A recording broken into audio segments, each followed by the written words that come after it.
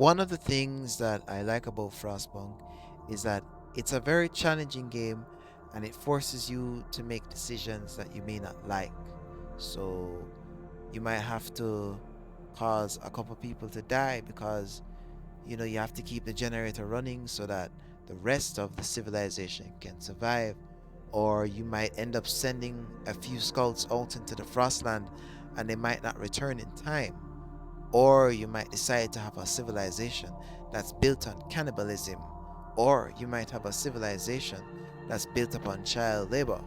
So, there is no limit to what kind of civilization or what kind of decisions that you can make when it comes to building out a city within the Frostpunk universe. And I really like that because it allows you to express yourself in varying ways and watch as your civilization grows based on the decisions that you make. Some of these decisions can get you kicked out of the city, or they can cost you developing a very advanced type civilization. And then there's the thing about the sandbox and the Frostland itself that I kind of find very interesting. The Frostland is very unique as there are lots of good resources that you can find within it.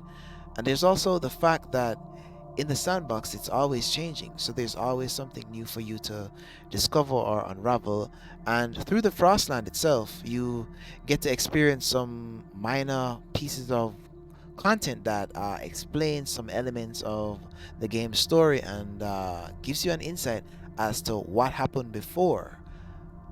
For example, in the year 2019, I had a hypothesis that the Frostland was actually a large forest, and that turned out to be true based on the DLC that was released some time ago related to the development of a city before the Frostland took over the air, before the frost took over the landscape, and it was a surreal experience to actually see greenery instead of the full white that you usually see when you're doing a playthrough.